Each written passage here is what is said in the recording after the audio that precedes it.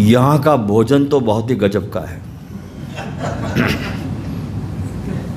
तो थोड़ा सा आपको होश रखना है। जितनी आपकी भूख हो उसमें से 60% भोजन करना है, 40 छोड़ देना है, क्योंकि बहुत महत्व रखता है आहार जो आप लेते हो। अगर आपने पूरी तरह से अपने को भोजन से ही भर लिया तो फिर भीतर परमात्मा के आने के लिए जगह नहीं है। भगवान कहाँ आके रहे आपके पास बैठेगा, जगह ही नहीं। आपने इतना कबाड़ भर लिया भीतर, कबाड़ खाना, कबाड़ में भगवान थोड़ी बैठते, भगवान को बिठाने के लिए स्थान चाहिए। तो आवश्यकता से कम थोड़ा भोजन लेना, अपनी जुबान पर थोड़ा कंट्रोल करना, कम से कम भोजन करना। इन 5 दिनों में तो आप भूखे नहीं मरोगे, ख्याल रखना। भूख से कोई नहीं मरता, ज्यादा खाने से मरता आदमी।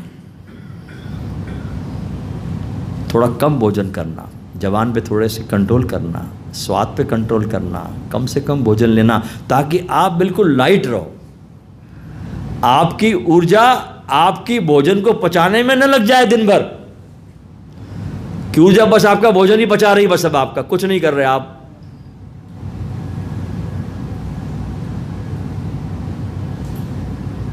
एक बहुत बड़े फकीर का बड़ा प्यारा वक्तव्य है। रूमी के गुरु थे, आपने सबने नाम सुना जलालुद्दीन रूमी का। उनके गुरु थे, उनका बड़ा प्यारा वचन है, उसका नाम था शम्स तबरेजी। उन्होंने बड़ा प्यारा गीत लिखे। उन्होंने कहा, ऐ मनुष्य, तो क्यों गधे की तरह खाता है और सो जाता है और पड़ा रहता है? क्यों नहीं उस आसमान से आती हुई आयतों को सुनता है जो तेरे भीतर गूंज रही है? लेकिन उन आयतों को तभी सुन सकेंगे आप जब आपके भीतर खालीपन होगा। बहुत भर लेंगे तो आयतें सुनाई नहीं पड़ेगी, फिर खराटे सुनाई पड़ेंगे। तो कम भोजन करें।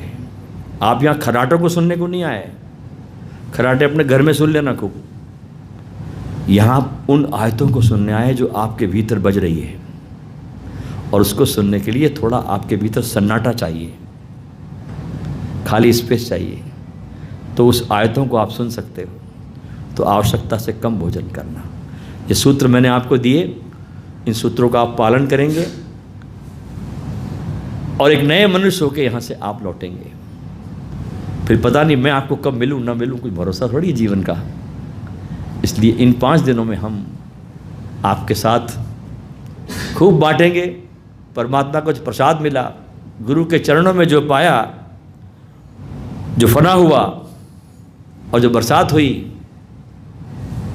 वो आप पे बटेगा।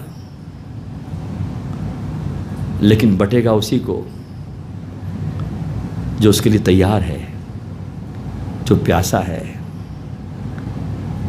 कहते हैं ना, पीर पर्वत सी हुई अब तो पिघलनी चाहिए।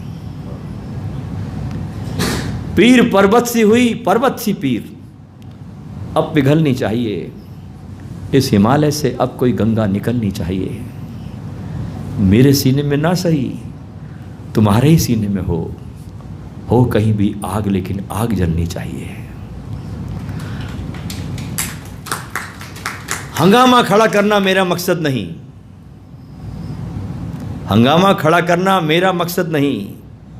मेरी कोशिश है कि अब थोड़ी सूरत बदलनी चाहिए।